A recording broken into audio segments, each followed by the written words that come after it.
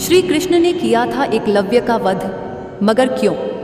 महाभारत काल में प्रयाग, इलाहाबाद के तटवर्ती प्रदेश में सुदूर तक फैला श्रृंगवेरपुर राज्य एकलव्य के पिता निषादराज हिरण्यधनु का था।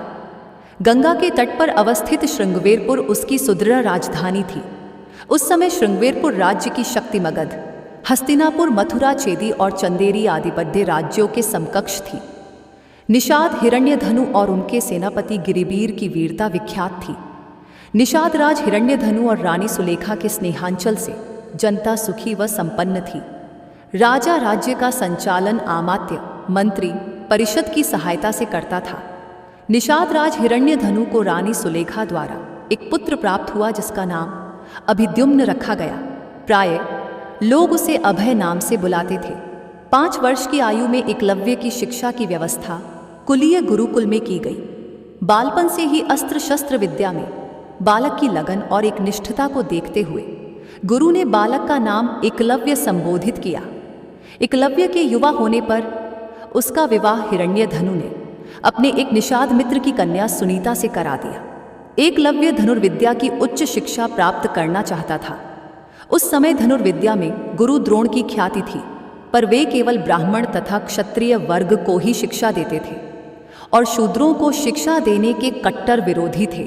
महाराज हिरण्यधनु ने एकलव्य को काफी समझाया कि द्रोण तुम्हें शिक्षा नहीं देंगे, पर एकलव्य ने पिता को मनाया कि उनकी शस्त्र विद्या से प्रभावित होकर आचार्य द्रोण स्वयं उसे अपना शिष्य बना लेंगे। पर एकलव्य का सोचना सही न था। द्रोण ने दुत्कार कर उसे आश्रम से भगा दिया। एकलव्य हार मानने वालों में से न था और बिना शस्त्र शिक्षा प्राप्त किए वह घर वापस लौटना नहीं चाहता था। इसलिए एकलव्य ने वन में आचार्य द्रोण की एक प्रतिमा बनाई और धनुर्विद्या का अभ्यास करने लगा। शीघ्र ही उसने धनुर्विद्या में निपुणता प्राप्त कर ली। एक बार द्रोणाचार्य अपने शिष्यों और एक कुत्ते के साथ उसी वन में आए। उस समय एकलव्य धनुर्विद्या का अभ्यास कर रहे थे। कुत्ता एकलव्य को देख भौंकने लगा। कुत्ते के भौंकने से एकलव्य की साधना में बाधा पड़ रही थी, अतः उसने अपने बाणों से कुत्ते का मुंह बंद कर दिया। एकलव्य ने इस कौशल से बाण चलाए थे कि कुत्ते को किसी प्रकार की चोट नहीं लगी। कुत्ता द्रोण के पास भागा। द्रोण और शिष्य ऐसी श्रेष्ठ धनुर्विद्या देख आश्चर्य में पडिडियच गए। वे उस महान धनुर्धर की खोज में लग गए। अचानक उन्हें एकलव्य दिखाई दिया, जिस धनुर्विद्या को वे केवल क्षत्रिय और ब्राह्मणों तक सीमित रखना चाहते थे, उसे शूद्रों के हाथों में जाता देख उन्हें चिंता होने लगी। तभी उन्हें अर्जुन को संसार का सर्वश्रेष्ठ धनुर्धर बनाने के वचन की याद आई। द्रोण ने एकलव्य से पूछा, तुमने यह धनुर्विद्या किससे सीखी? एकलव्य, आपसे आचार्य एकलव्य ने द्रोण की मिट्टी की बनी प्रतिमा की ओर इशारा किया। द्रोण ने एकलव्य से गुरु दक्षिणा में एकलव्य के दाएं हाथ का अंगूठा मांगा। एकलव्य ने अपना अंगूठा काटकर गुरु द्रोण को अर्पित कर दिया।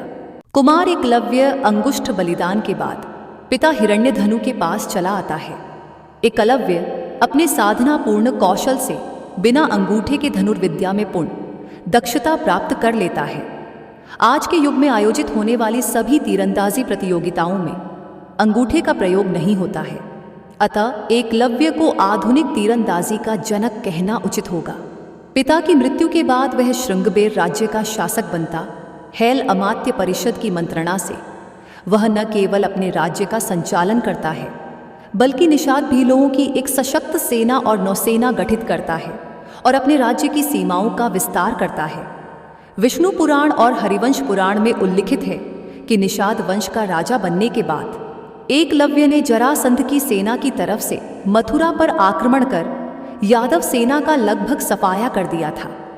यादव वंश में हाहाकार मचने के बाद जब कृष्ण ने दाहिने हाथ में महज 4 अंगुलियों के सहारे धनुष बाण चलाते हुए एकलव्य को देखा तो उन्हें इस दृश्य पर विश्वास ही नहीं हुआ। एकलव्य अकेले ही सैकड़ों यादव वंशी योद्धाओं को रोकने में सक्षम था। इसी युद्ध में कृष्ण ने छल से एकलव्य का वध किया था। उसका पुत्र केतुमान महाभारत युद्ध में भीम के हाथ से मारा गया था। जब युद्ध के बाद सभी पांडव अपनी वीरता का बखान कर रहे थे, तब कृष्ण ने अपने अर्जुन प्रेम की बात कबूली थी। कृष्ण ने अर्जुन से स्पष्ट कहा था कि तुम्हारे प्रेम में मैंने क्या क्या नहीं किया है। तुम संसार के सर्वश्रेष्ठ धनुर्धर कहलाओ। इसके लिए मैंने द्रोणाचार्य का वध करवाया, महापराक्रमी कर्ण को कमजोर किया और न चाहते हुए भी तुम्हारी जानकारी के बिना भीलपुत्र एकलव्य को भी वीरगति दी, ताकि तुम्हारे रास्ते में कोई बाधा ना आए।